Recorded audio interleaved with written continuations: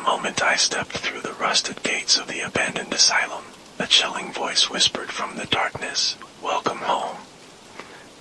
The asylum had been a source of local legend and speculation for decades. It loomed at the edge of town, an imposing structure of cracked walls and rotting wood. No one dared to enter, but the lure of its mysteries was irresistible. With a sense of both dread and exhilaration, I found myself standing before it on a foggy evening. The gates creaked open with an eerie groan as I approached. Armed with only a flashlight and a camera, I ventured into the lobby. Dust particles danced in the dim beam of my flashlight, and the silence was almost palpable, broken only by the occasional scurrying of rodents. The air was heavy with the scent of mildew and decay. I took a deep breath, determined to uncover whatever secrets lay hidden within these walls. As I moved deeper into the building, my flashlight flickered intermittently, casting unsettling shadows that seemed to follow my every step.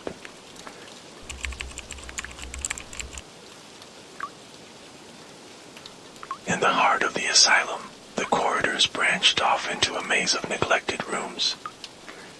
Old medical equipment, rusted and covered in grime, littered the hallways.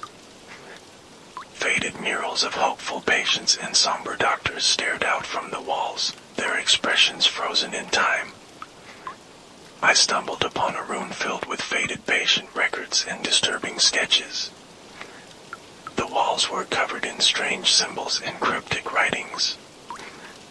My heart raced as I flipped through the pages of an old journal, its entries a disturbing account of experiments and sightings of shadowy figures. The final entry was a desperate plea for help. "They are coming for me. The shadows are growing stronger. If you find this, run while you still can."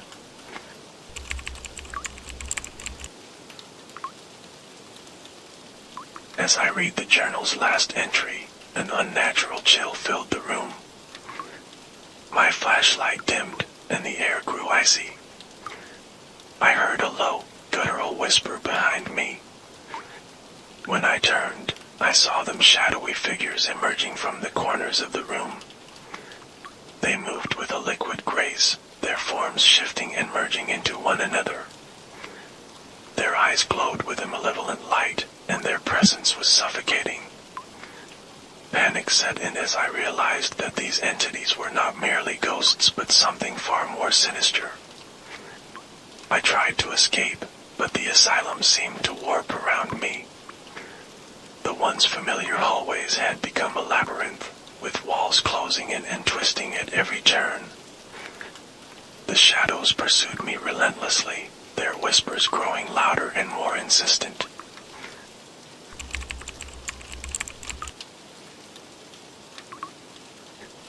In my frantic search for an exit, I discovered a hidden chamber at the center of the asylum. The room was filled with arcane symbols in a strange, ominous device. The air was charged with an unsettling energy. The device appeared to be some sort of ritualistic mechanism, its purpose unclear. The whispers in the room grew frantic, and the temperature dropped sharply. It became apparent that this device was the source of the asylum's torment, a gateway between worlds that trapped restless spirits. Determined to put an end to the terror, I approached the device. The shadows closed in around me, their forms taking on a more solid and threatening appearance. I had to act quickly to disable the device and close the gateway.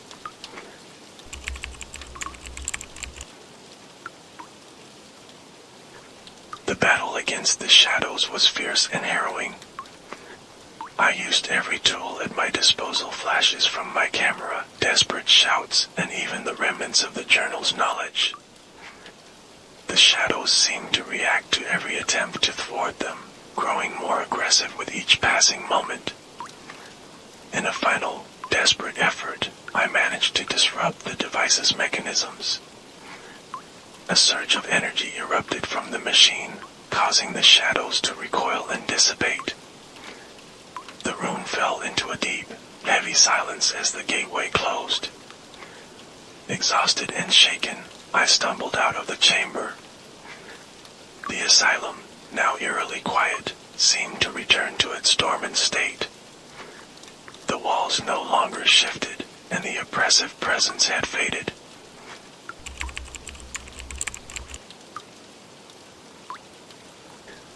As dawn broke, I emerged from the asylum, the first light of morning casting a new perspective on the once terrifying structure. The air was clear, and the shadows had vanished.